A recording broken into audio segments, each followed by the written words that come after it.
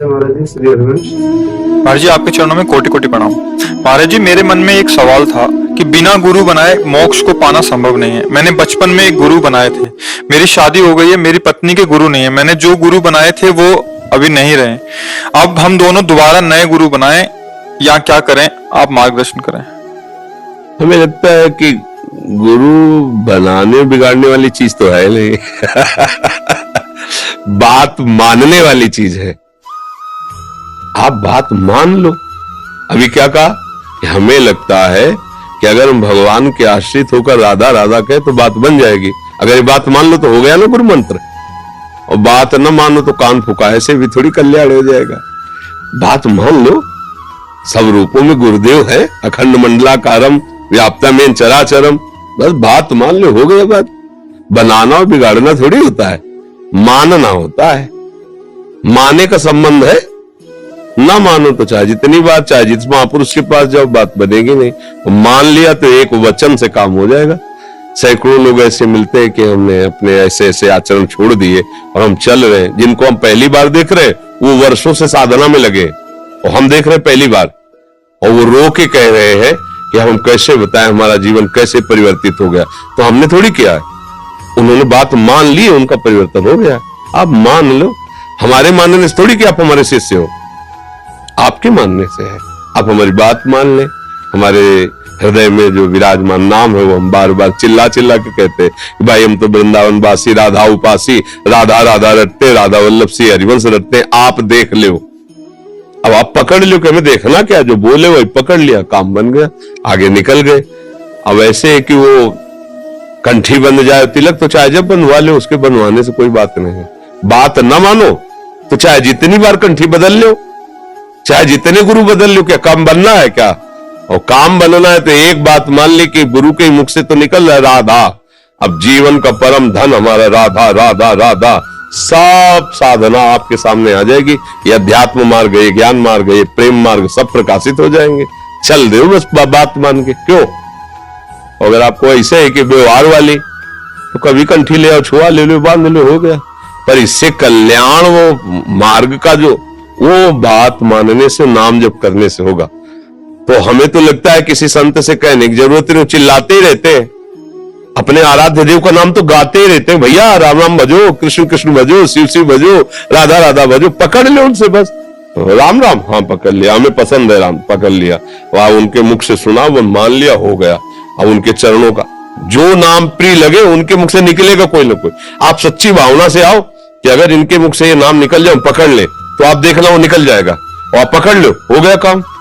मानने द्रोणाचार्य जी ने भगा दिया था एकलव्य को, और उसने मान लिया तो सबसे बड़ा धनुर्धर बना। तो अंगूठा ले लिया गुरु दक्षिणा में, नहीं अर्जुन भी नहीं थे उसके सामने। और एक बार भी प्रत्यंता चढ़ाना नहीं सिखाया था द्रोणाचार्य जी ने, केवल गुरु मान के शुरू किया तो सब शिक्षा आ गई उसके अंदर। सचिन शर्मा जी, ग्रेटर नोएडा से। राधा वल्लभ श्री महाराज जी राधे राधे, आपके चरणों में कोटि कोटि नमन। गुरुदेव, जीवन का मूल तत्व क्या है और बहुत कम समय में इसे कैसे सार्थक किया जा सकता है? कृपया मार्गदर्शन करें। तत्वम अस्य। अब बच्चे हो, प्रश्न तो बहुत हाई स्थिति का है, और साधन पक्ष पता नहीं कितना तुम्हारा है। जो मूल तत्व है, तत्वम अस्य। तत् जो त्वम अश, वही हो। बस इसी में तन्मय हो जाओ। स्थूल देह पांचभौतिक, सूक्ष्म देह मन बुद्धि चित्त अहंकार पांच ज्ञानेंद्रियां, कारण देह सतोगुण रजोगुण तमोगुण जनित स्वभाव, इन तीनों का त्याग करके तत्वम अश। अब जितनी जल्दी तन्मयता कर ले उतनी जल्दी प्राप्त हो जाए। अब ये बात जब प्राप्त करने की आई तो ज्ञान के पंथ कृपाण के धारा परत खगेश लगे नहीं बारा। जो निर्विघ्न पंथ निर्वाही सो कैवल्य परम पद लाए। फिर क्या करें? सहज रूप बताओ। सहज में तो हे भगवान हम आपके आश्रित है, मैं बहुत नीच अधम हूं, करुणा निधान आप ऐसे मार्ग में चलाओ जिससे मेरे अच्छे आचरण हो और सदैव आपका भजन हो। इससे कल्याण हो जाएगा। इसमें गिरने का भय नहीं रहता, क्योंकि करो सदा तिनके रखवारी, जिम बालक राखे महतारी। नहीं, जब इस तरह का प्रश्न तो ज्ञान की तरफ ले जाता है, और उसकी प्राप्ति के लिए तीनों शरीरों का राग त्याग करके अपने सहज स्वरूप में स्थित, सहज स्वरूप हमारा भगवत स्वरूप है। अब ये बहुत कठिन बातें, अभी खान पान विषय भोगो तो धर्म से हम कर नहीं पा रहे हैं, फिर शरीर के राग का त्याग तो और कठिन। तो क्या हुआ, हम जैसे हे प्रभु आपके हैं, और राधा राधा राधा राधा, सब बात बन जाएगी, सब बात बन जाएगी। क्यों, क्या पसंद करोगे? राधा राधा। तो इसमें क्या है कि जैसे एक बहुत बड़ा समुद्र है, मगरमच्छ, बड़े बड़े जीव जंतु, और उसमें तैर के जाना, ये है। लील जाएंगे, एक से एक मगरमच्छ है, वो बहुत मजबूत जल जहाज, आराम से बैठ के उसमें तरंगे देखते हुए जाना। ये दो मार्ग है, एक मार्ग है ज्ञान और एक मार्ग है भक्ति का।